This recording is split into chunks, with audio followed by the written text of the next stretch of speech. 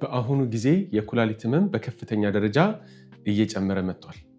ምክንያቶቹ ምንድን ናቸው የሚለውን ነገር ማወቅ ራሳችንን ለኩላሊት በሽታ ከመጋለጥ ሊያድነን ይችላል ማለት ነው። ለዚህ ምክንያቶቹ አሁን የጨመረበት ምክንያት አሁን እየበዛ ያለበት ምክንያትን በደንብ እነጋገራለን ማለት ነው። ምክንያቱም መከላከል ይቀድማል። ተይዞ ከመዳን መከላከልን የሚያክል ነገር የለም። በአሁኑ ሰዓት ብዙ እንደምንመለከተው የኩላሊት በሽታ በጣም እየተለመዱ ከመጡ በሽታዎች መካከል አንዱና ዋነኛው ነው።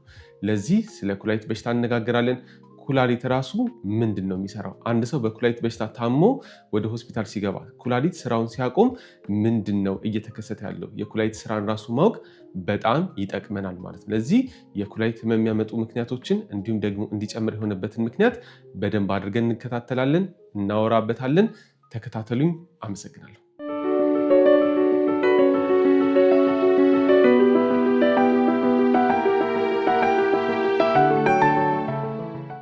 በመጀመሪያ ከምንም በፊት የኩላሊት ስራ ምንድን ነው የሚለውን ነገር ማወቅ መቻል አለብን። ምክንያቱም እናንተ ይህን ከሰማችሁ በኋላ ለሌላ ሰው የምትነግሩት ነገር፣ ለሌላ ሰው የምታስተምሩት ነገር ስለሆነ ማለት ነው። ለዚህ የመጀመሪያ የኩላሊት ስራ ምንድን ነው?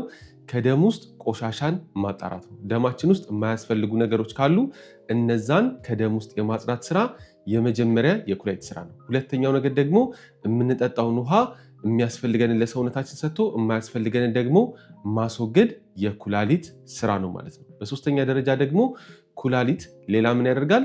ሆርሞኖች እንዲመነጩ ያደርጋል። በተለይ ደግሞ ለቀይ የደም ሴል መመረት የሚጠቅመውን ኤሪትሮፖየቲን የምንለውን ንጥረ ነገር በማምረት ቀይ የደም ሴል እንዲመረት ያግዛል ማለት ነው። የመጀመሪያው ለኩላሊት ህመም ተጋላጭ እንድናደርግ ከሚያደርገን ነገር መካከል የደም የስኳር መጠን ከቁጥጥር ውጭ መሆን ነው ማለት ነው።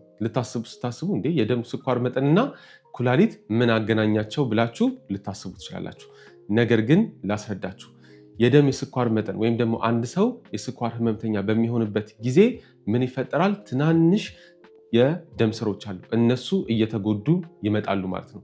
ኩላሊትም በዛው እየተጎዳ ይመጣል ማለት ነው። ለዚህ ኩላሊትን እንደ ማጥለያ ያስቡት። ማጥለያ ላይ አሁን ሻይ ስታደርጉ የሚያስፈልገውን ነገር ያወርድልናል ማለት ነው አይደል? ለዚህ የሚቀረው ሻይ ቅጠሉን ደግሞ ፕሮቲን ነው ብላችሁ አስቡት። ለሰውነታችሁ በጣም አስፈላጊ ሆነ ማለት ነው።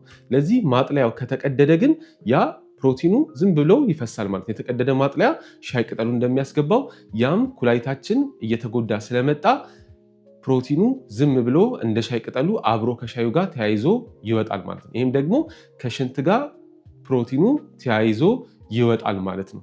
ምክንያቱም ኩላሊት በአግባቡ ስራውን እየሰራ ስላልሆነ ማለት ነው። ለዚህ ፕሮቲን ወጣ ማለት ኩላሊት በአግባቡ ስራውን እየተገበረ አይደለም ማለት ነው። ለዚህ ይሄ ግልጽ ያደርግላቸዋል ብዬ አስባለሁ፣ ኩላሊትና የስኳር በሽታ ምን እንደሚያገናኛቸው። ለዚህ ነው ከስኳር በሽታ እራሳችሁን ጠብቁ የሚባልበት አንደኛው ምክንያት ይሄ ነው። ምክንያቱም ተያያዥ ችግሮች አብሮ ስለሚመጣ ማለት ነው። ሁለተኛው ደግሞ ከፍተኛ የደም ግፊት መጠን ነው። እኔ ወጣት ነኝ፣ እነዚህ ነገሮች አይመለከቱኝም ልትሉ ትችላላችሁ። እጅግ በከፍተኛ ደረጃ ይመለከታቸዋል። የደም ግፊት በጊዜ ብዛት ኩላሊትን እየጎዳ ይመጣል። በጊዜ ብዛት ግፊት እየጨመረ በመጣ ቁጥር የተለያዩ የሰውነታችን ጥቃቅን ደም ስሮች፣ ትላልቅ ደም ስሮች እየተጎዱ ይመጣሉ።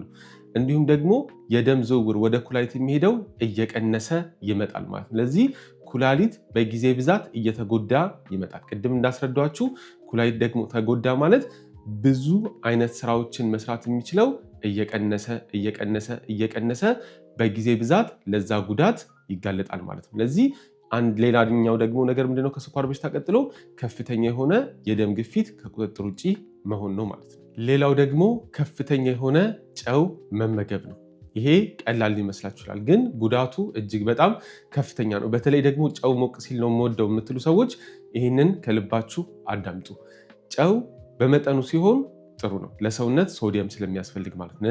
ነገር ግን ከፍ ሲል ከመጠን በላይ ሲሆን እንዲሁም ደግሞ በከፍተኛ ደረጃ የምትመገቡት ከሆነ ግን ጉዳት ያመጣል። ይህም ደግሞ ምንድነው? አንደኛ ሰውነታችን ውሃ እንዲይዝ ያደርጋል። ሁለተኛ ነገር ደግሞ የሰውነት የደም ግፊት እንዲጨምር ያደርጋል። ቅድም እንደነገርኳችሁ የሰውነት የደም ግፊት ጨመረ ማለት ኩላሊት እየተጎዳ ይመጣል። እንዲሁም ደግሞ ውሃ ሰውነታችን ያዘ ማለት ኩላሊት ኦቨርወርክድ እንዲሆን ይሆናል ማለት ነው። ለዚህ ጨው አብዝቶ መመገብ አንዱና ዋነኛው ለኩላሊት ህመም ከሚያጋልጡ ምክንያቶች መካከል ነው ማለት ነው። በአራተኛ ደረጃ ደግሞ የደም ፕሬሸር ወይም ደግሞ የደም ግፊታችንን ይቆጣጠርልናል ማለት ነው ኩላሊት።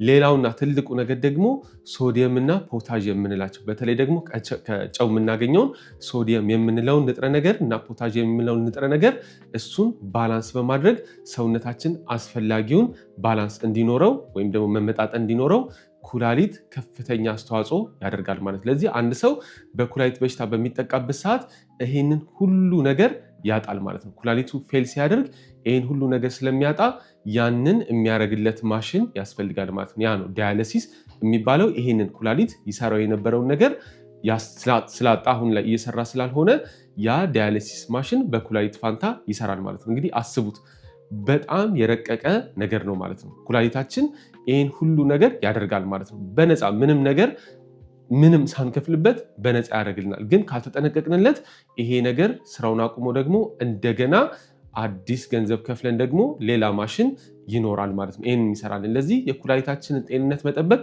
እጅግ በጣም ጠቃሚ ነገር ነው ማለት ነው። ሌላው ደግሞ ጣፋጭ ነገሮችን አብዝቶ መመገብ ነው። ይሄም ምን ያገናኘዋል ብላችሁ ልታስቡ ትችላላችሁ። ቀለል ባለመልኩ ላስረዳችሁ። ጣፋጭ ነገር አብዝታችሁ የምትመገቡ ከሆነ ምን ይፈጠራል? ሰውነታችሁ እየወፈረ እየጨመረ ይመጣል።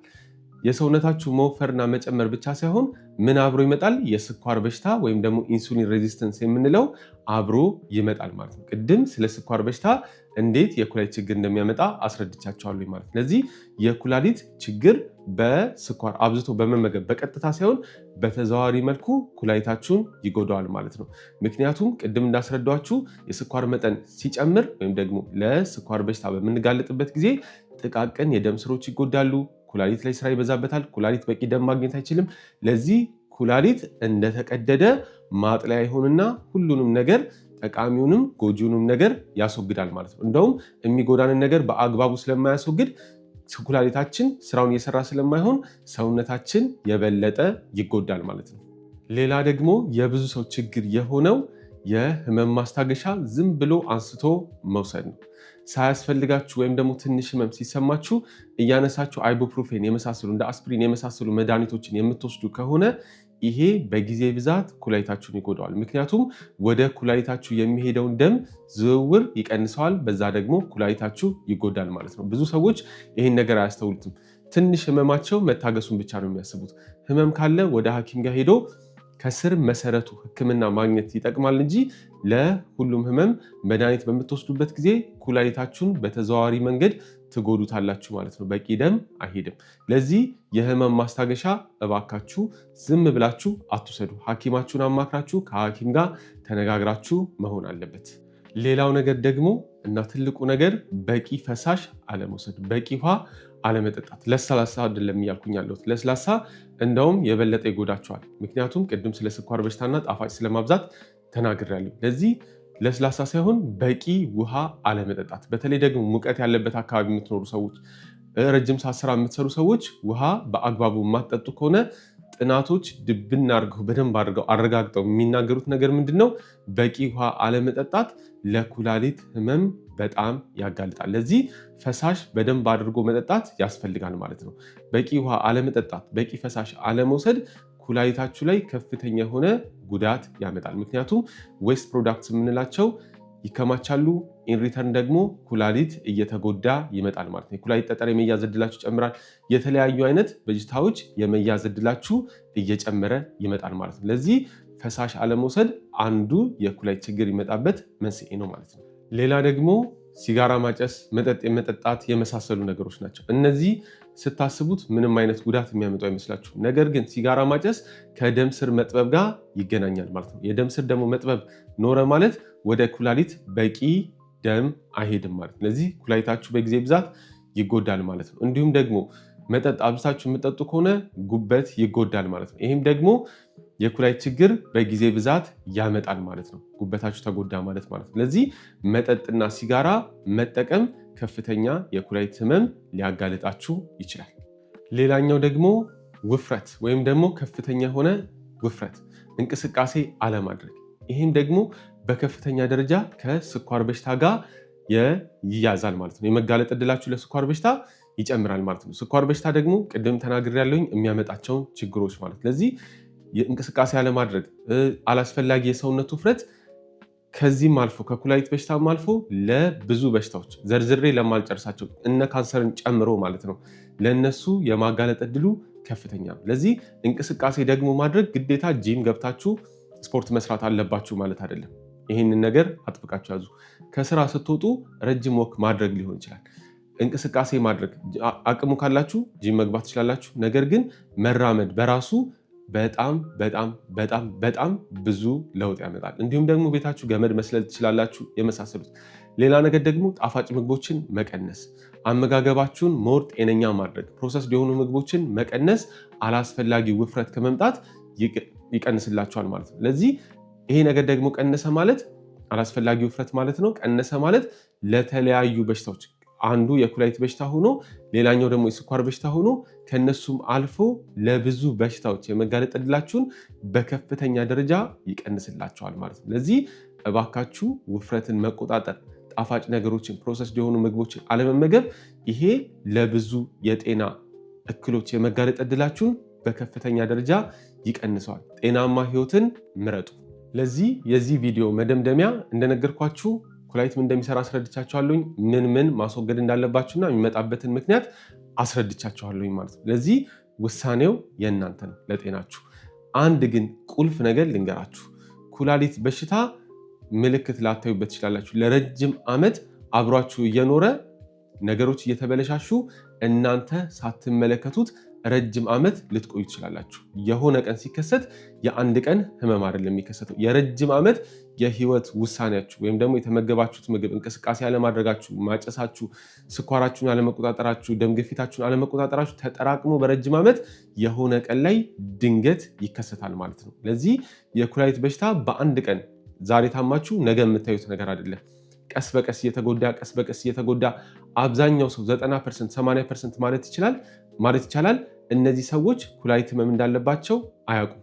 ለዚህ ቼክ መደረግ እጅግ በጣም ጠቃሚ ነገር ነው። የተለያዩ አይነት ምልክቶችን ስትመለከቱ ሄዳችሁ መታከም አስፈላጊ ነው ማለት ነው። ምክንያቱም የኩላሊት ህመም ላታውቁት ትችላላችሁ። አብራችሁ እየኖራችሁ የሆነ ቀን ላይ ሙሉ ለሙሉ ኩላሊት ስራ ሲያቆም ልታውቁ ትችላላችሁ። እባካችሁ ራሳችሁን፣ ጤናችሁን ጠብቁ። ዶክተር ሶፎንያስ ኤርሚያስ ነኝ። ሰብስክራይብ ማድረግ እንዳትረሱ። አመሰግናለሁ።